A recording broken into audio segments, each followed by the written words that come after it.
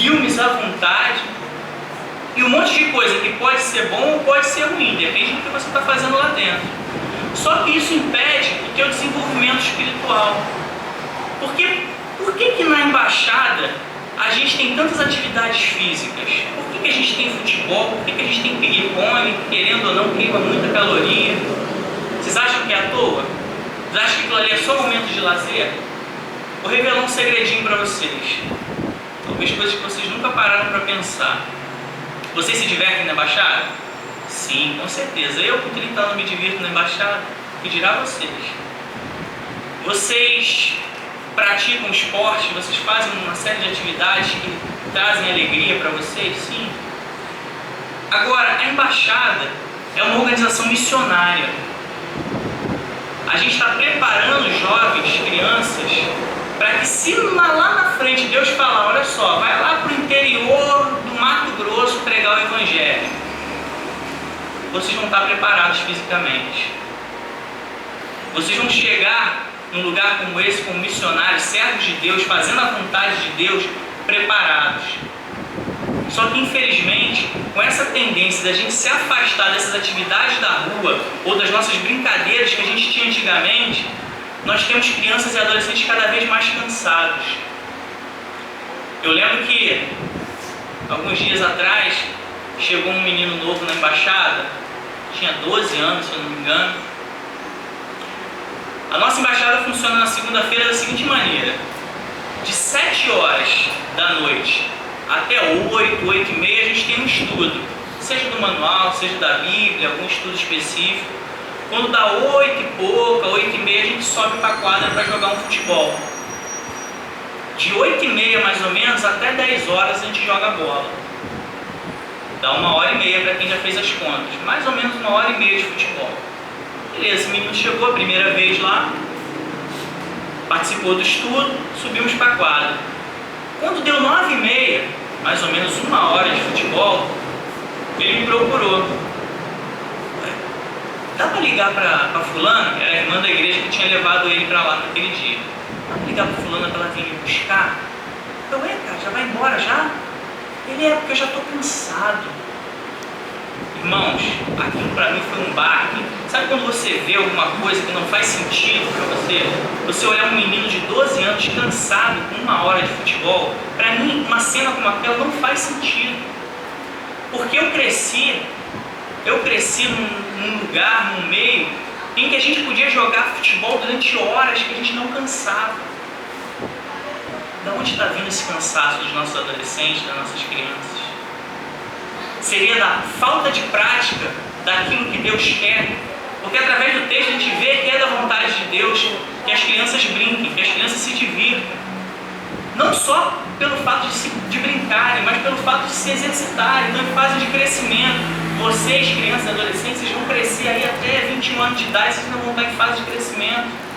Se vocês não exercitarem essa musculatura, não só a vida pessoal de vocês pode ser comprometida, mas até a vida espiritual, porque você não sabe o que Deus vai te colocar lá na frente. Você não sabe se você vai ter que atravessar um deserto andando. Você não sabe se você vai ter que atravessar uma floresta da Amazônia para alcançar uma tribo indígena lá no meio do mato. Você não sabe. Você não sabe se você vai ter que caminhar pelo teu bairro. Você não sabe se você vai precisar fugir, correr de perseguidores do Evangelho. Aí imagina um menino que cansa durante 1 hora de futebol, com 12 anos de idade. Imagina ele como missionário com 40 anos de idade, tendo que fugir de uma tribo canibal no meio da floresta. Vai correr 10 minutinhos, vai morrer, os índios vêm e comem ele. Simples. Simples. Aí a gente vê outras coisas que estão prendendo os nossos meninos.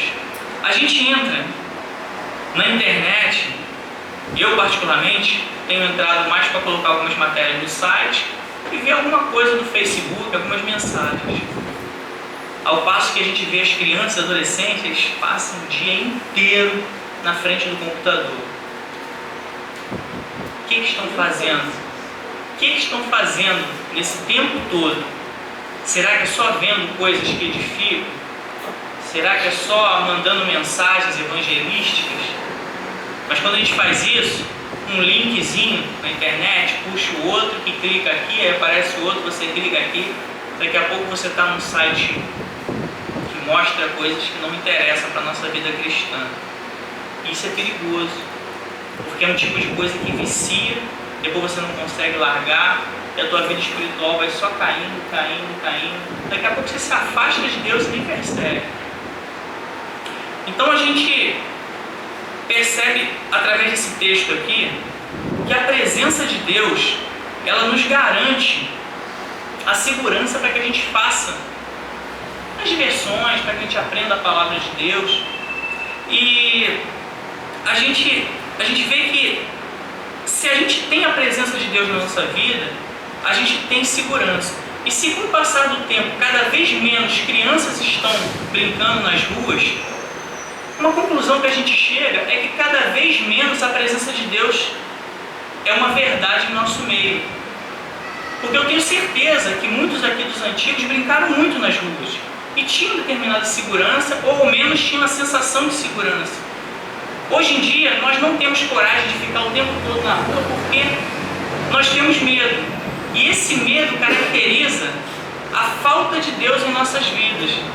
Porque pensa comigo, se você tem certeza que Deus está contigo, imagina uma situação hipotética, talvez você não esteja sentindo isso agora, mas imagina aquela certeza absoluta, Deus está comigo, Deus está presente aqui comigo. Se Deus está presente contigo, está inserido ali no meio do teu contexto ali, você pode andar até pelo vale da sombra da morte, você não vai temer mal algum. Você pode atravessar, está lá em Salmo 23, você pode passar pelo lugar que for. Só que hoje a gente não consegue, não é só não passar pelo vale da sombra da morte, às vezes a gente não consegue atravessar a rua. A gente tem medo de ficar na rua. Não estou dizendo aqui para a gente ser imprudente, agora vamos todo mundo para a rua, não. A situação está violenta, realmente. Mas isso é uma característica de que a sociedade está cada vez mais afastada de Deus.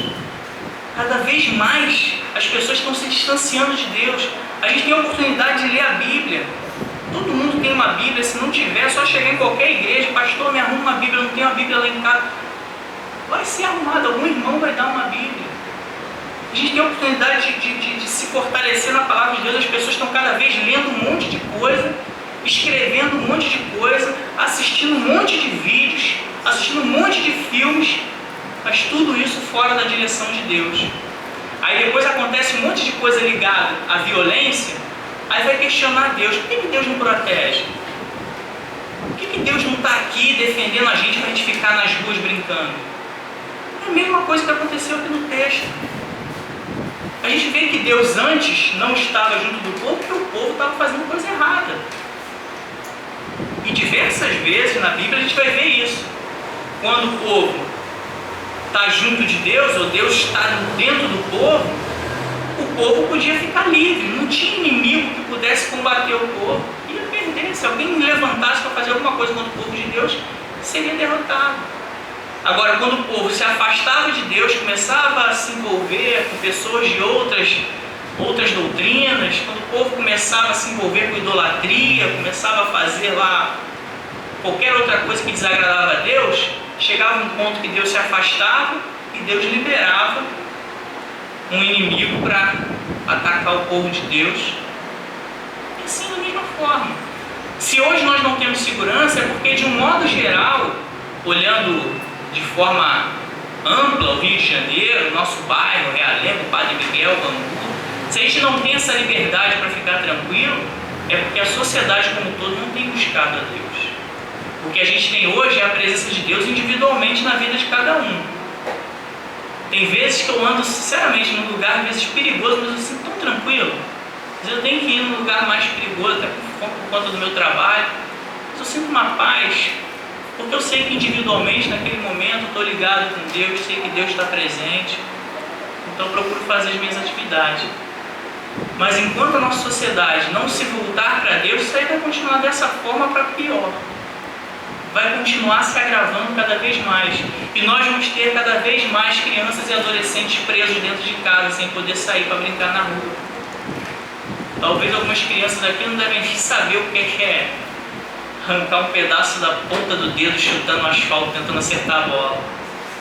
Aconteceu comigo. De tanto a gente brincar na rua, tinha hora que você errava a bola, chutava o asfalto, saía aquele pedacinho do dedão. A tendência, isso é ruim, claro, mas a parte antes disso, a gente se divertindo, é muito bom. A tendência é cada vez menos a gente ter essas crianças brincando. Então a gente volta. Então a gente entendeu essa ideia da presença de Deus nos dando segurança, a gente entende que Deus gosta das crianças brincando. Aí a gente vai para a nossa embaixada. O que a gente faz na embaixada? A gente tem futebol? Tem, a gente se diverte? Tem.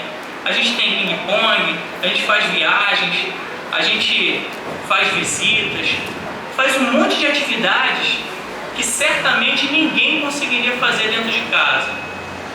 Alguém conseguiria jogar bola dentro de casa? De certa forma consegue, mas ia quebrar algumas coisas. Não dá, né? Melhor jogar na rua, melhor jogar no campo, jogar na quadra. A gente conseguiria viajar dentro de casa? Impossível.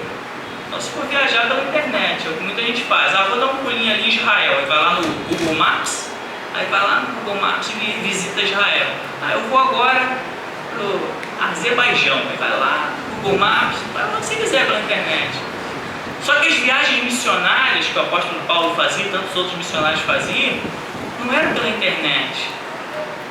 Deus prima muito pela comunhão, pelo contato, sabe? Aquela coisa de você poder abraçar, apertar a mão. Tanto que o apóstolo Paulo escrevia cartas quando ele não tinha contato, mas vira e mexe nas cartas vinha, eu queria estar aí com vocês. Eu queria estar em contato com vocês. Você vê que mesmo naquela época, quando não podia estar presente, o desejo era estar presente. Uma outra atividade. Será que a gente conseguiria visitar alguém dentro de casa? Ficaria estranho, né? Tem lição de manual de embaixadores que é visitar as pessoas que têm alguma necessidade. Recentemente, um embaixador nosso foi visitar um irmão da igreja que estava doente. Foi lá, foi uma bênção, uma visita. O irmão depois veio agradecer, não só a ele, ao embaixador, mas veio agradecer a própria liderança da embaixada. Agora imagina você visitar em casa.